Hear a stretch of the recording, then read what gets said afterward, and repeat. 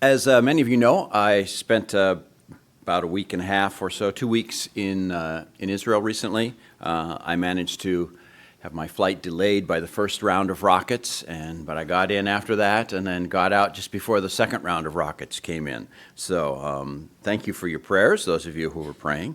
But I thought I'd share a little bit of that experience, not the rockets necessarily, but the archaeological work that we were doing at Shiloh. Shiloh is an ancient site. You may know it as Shiloh. I'll probably be back and forth between those two pronunciations as I go. But it's up in the hill country of Ephraim, and it was the place where the Ark of the Covenant was for about 300 and some years after the Israelites first came into the land of Canaan, the Promised Land. It's been excavated in the past, in the early 20s and also in the 80s, and there's currently an excavation going on under the auspices of a group called Associates for Biblical Research and Dr. Scott Stripling, who's the lead archaeologist for that. It was my first time excavating in this part of Israel, and it's a very interesting little place. And I thought it might be interesting to share with you what a day at a dig is like. So here we go. The alarm sounds at whatever time before 5 a.m. that you need to get dressed, have breakfast, and out to the bus, because the bus leaves exactly at 5 a.m. In this we are lucky, because we're staying in a hotel in Jerusalem, and there's a breakfast buffet. At other digs I've been at, you get up and you get on the bus, and then after you reach the site and work for a couple hours, then you have breakfast. But anyway, we were staying in a hotel because Shiloh's only about a half-hour drive away from Jerusalem. So there's a breakfast buffet. It's about a 30-minute drive through the hill country of Judea and into Ephraim. It's rather scenic in the cold light of early morning. The sun's coming up on one side over the Jordan Valley. It's going to get hot later, and you can usually tell how hot it's going to be by how the sun comes up and how much haze there is coming off the Jordan Valley. On a clear day, if we're lucky, you can see all the way to the city of Amman. There are a couple of very distinctive towers built on the outskirts of the city of Amman. You can see them just on the horizon as you're driving on the Israeli side. So you really get a good feel, and it's very beautiful early in the morning. You arrive at the site. You spend most of the time in the bus either putting on sunscreen because it is going to get hot later, catching a few extra Z's, or just looking out at the hills of the Jordan Valley. Why so early? Well, even in the shade, when there is shade, even in the shade it gets hot. And we'll be working from early in the morning until about 1 o'clock when we get off the tel. We arrive at the site and walk up through the site. It's in the valley between the hills. As you can see here, this picture was taken at about 6 o'clock in the morning. The sun is coming up there to the east, and that is on the mound of Shiloh, looking eastward into the other hills of Ephraim. And that road actually leads to another village that you may have heard of called Iscariot, which is supposedly where Judas Iscariot came from originally. So that's kind of interesting. I didn't go see it, but that road also leads to the water supply, at least as far as we understand, for Shiloh. It's about 1 kilometer away, which is a bit far, but not unusual. There may have been, at an earlier time, a water supply closer as well. But all cities are situated where they've got good water, because you need that. And you can see this one is surrounded by hills, and that's not unusual either, to have a hill in a valley surrounded by other hills. And that hill in the valley is a safer place because all those other hills have other hills attached to them, whereas the one you build your city on is usually by itself. So it's harder for attackers to get to it. But anyway, this is Shiloh. It's first mentioned in Genesis 49, verse 10. I've got it here in 3 versions, the English Standard Version, the NIV, and a version called God's Word. In the English Standard Version, it says, "The scepter shall not depart from Judah, nor the ruler's staff from between his feet, until tribute comes to him, and to him shall be the obedience of the people." In the NIV, it says, "The scepter shall not depart from Judah, nor the ruler's staff from between his feet, until he to whom it belongs shall come, and the obedience of the nations shall be his." And in the God's Word version, and also in the King James Version, "A scepter will never depart from Judah, nor a ruler's staff from between his feet, until Shiloh comes, and the people obey him." Now this was in the blessing that Jacob was giving to the children of Israel and prophesying what was going to come of them. And typically Christians, we take this as a reference to Jesus, the reference to Shiloh. It's interesting that there are several different translations, and all of those translations work because it's unclear how you divide the words in that particular part. And Shiloh sounds very much like to whom it belongs. That we have a similar phrase in Hebrew. So anyway, but remember that because the word Shiloh means calm or tranquil as well. And I think that's one of the reasons they chose this site for the site of the tabernacle. Another reference we have about Shiloh is in Jeremiah 7, verses 12 through 14. Go now to my place that was at Shiloh, where I made my name dwell at first, and see what I did to it because of the evil of my people Israel. And now because you have done all these things, declares the Lord, and when I spoke to you persistently, you did not listen, and when I called you, you did not answer. Therefore, I will do to the house that is called by my name, and in which you trust, and to the place that I gave to you and to your fathers, as I did to Shiloh. This is at the time of Zedekiah, just prior to the destruction of Jerusalem and the attack of the Babylonians. And people were saying, God's never going to let Jerusalem fall. It's his temple's here. He's never going to let that happen. And God's answer was, oh yeah? Look what I did at Shiloh. Because as we remember in the book of Judges, the children of Israel brought the Ark of the Covenant out from Shiloh to a battle against the Philistines, and they lost, and the Ark was captured. And we have archaeological evidence that about that time period, the site of Shiloh was also destroyed. So we see God is saying, hey, look, go look at Shiloh. Look what I did there.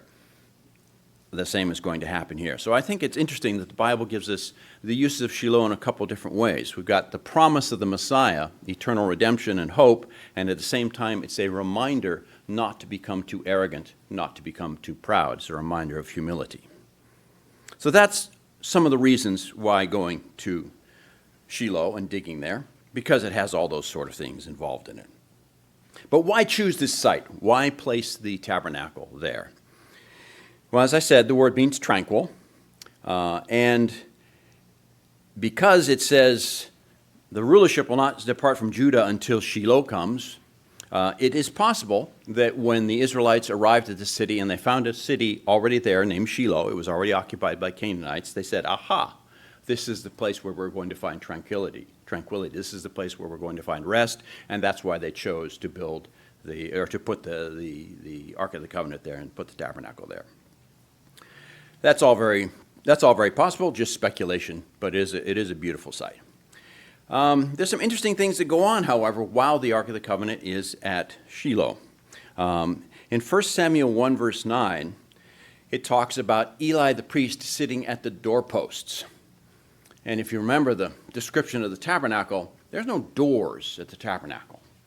And so we see that reference in 1 Samuel 1, verse 9. We see the reference in 1 Samuel 3, verse 15, where it talks about Samuel's job was to get up and open the doors. There aren't doors on a tent.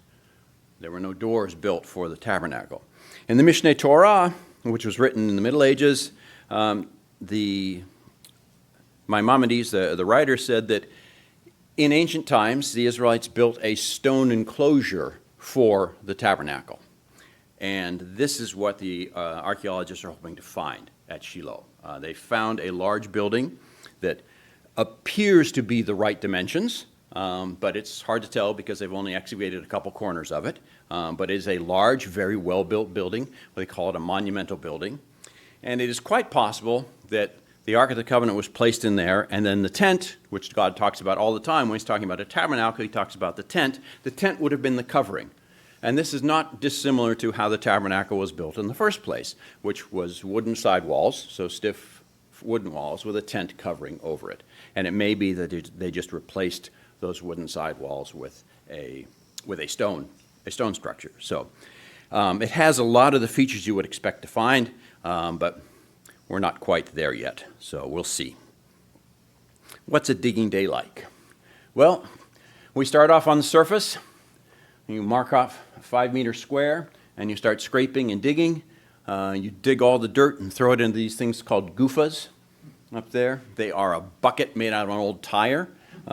People used to use them in the 1920s and 30s and 40s and 50s for archaeology all the time, but now they're very expensive. I don't know why these guys still use them. They're like $80 a piece when you can buy plastic pails for 15 cents or whatever. But it's kind of fun. I actually got to use one. I'd never worked with one before.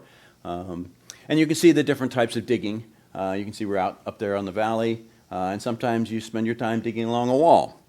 So that goes on for from 6 o'clock-ish until about 10, and then we have lunch. And we're usually done and off the tell by 1 p.m. because then it starts to get hot. Also, after you dig up that dirt, you can't just throw it down the hill, although people did that in the past. One of the things I like about this group is that they are very insistent on both dry sifting and wet sifting. Dry sifting is you take all that dirt from your goofa, you dump it into one of these, and you got a couple people who shake it back and forth. And that gets all the loose dirt out, and you find the small things that you may have missed, the coins, the seals, the boule, those sort of things. And then after that, whatever's left from that, you put into a bag, and you take it down the hill, and they do the same thing, but they do it with water, and they wet sift it, so they wash everything down. And you find even more things when you do that. So this is very state-of-the-art. It is the only excavation I'm aware of that does that. And as a result, well, they did a test here at this site and a couple other sites. They went into other digs' dump piles, and they pulled dirt from the dump pile. And for every one coin that the other dig had found, they found 4 coins in the dump pile. And for every one seal or bead or things like that, they found 3 or 4. So the results, I think, speak for themselves, that this is a much more efficient way to do it. Well, a much more detailed way to do it. It does take a little bit more time. But anyway. And then at the end of the day, after you come off the tell, we go down here to the third picture, and everybody spends their time washing pottery. Now, all the pieces of pottery you found that you put in your pails to keep, you have to soak them in the water and scrub them off. And you take a look at them to see if they have anything written on them or anything like that. And that enables the people who are reading the pottery to do a better job of reading the pottery. So that's always kind of fun, and that water's nice and cool. It's the end of the day. You're under a shade cloth, but it's still nice to get your hands in the cold water. But what do we find? Well, as you can see in the first picture on the left, there's a lot of rocks, but you can see these little pieces of pottery sticking up there between the rocks. So that's some of the stuff we're looking for. The picture in the middle, that piece of pottery there is about this big around. It's about the size of a quarter, maybe a little bit larger. It's the spout of an oil lamp from the Roman period. So this is where I was digging this year, and everything we were supposed to be bringing a hill down so that it would be safer to dig somewhere else down lower. So everything we were digging was Roman. I was nothing in the age we were looking for, but Roman, Hellenistic, and then a lot of these things on the right, which are really exciting when you first find them, because they look like something important from the Middle Bronze Age, but they're not. That's a piece of Mameluke pottery, which is from the Islamic period. It's very pretty and nicely glazed. So those are the things we find, but it's not necessarily those pieces that we're looking for. What we're looking for are things that enable to tell us what this piece of pottery was. So that would be a rim or a handle, because that enables you to describe the whole jar or the whole body. Anything painted, because that shows people have been working on it, and that also makes it easier to determine what time period it was in. Metal objects. There was a lady with a metal detector who came through about every hour or two, and she found coins, she found Roman nails, she found all kinds of stuff, and that's great. We look for bones, particularly at this site, because we know we have a sacrificial area there, which I don't have time to get into, so we're looking for bones. And any other sort of man-made objects, beads, jewelry, worked stones, etc. And then if you find seeds or grains or charcoal, sometimes you collect some of that so you can carbon date it, particularly the seeds and the grains, because they're better. Now this year we did find something really, really cool. This is not it. I can't show you a picture of it because it's waiting to be published, so they won't let me put it out anywhere. And I found it, so, but you know about the Bible's full of talks about oil lamps. And this is an example of what an oil lamp from about the time of Jesus would look like. You have some very simple ones. You can see the spout with the flame coming out of it. You pour the oil in there, you stick the wick in the other place, and you light it. Sometimes they're very nicely decorated, like the one you see in the middle. And that decoration is imparted to the clay by pressing it into a mold. And usually you put the top That's the top there. You put the top on one side and the bottom on the other side. You mold it together, and then when it dries, you can then seal it with some wet clay. Well, I happened to find a mold this year from a first century or late Roman, Roman Herodian oil lamp. And I can show you pictures afterwards because it's absolutely gorgeous. It's absolutely gorgeous. So that was the coolest thing we found this year.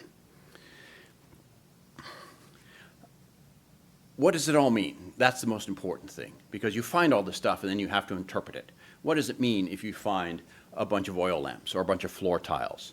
Or what does it mean if you find a city gate? This is the city gate of Shiloh, dating to the period of the Judges. That is probably the spot where Eli died. When he got the news that his sons had been killed, it says he fell over backwards. That was the gate that the city was using at that time. So sometimes you get to find you get your hands on things that are directly mentioned in the Bible, and that is very, very interesting. Other times you get this, just a crooked, wonky, not very well built wall. That's where I was digging most of the time. As far as we can tell, it was an agricultural terrace built in the Roman or maybe the Byzantine or maybe the Islamic period, just there to flatten out the land so they could plant trees or something.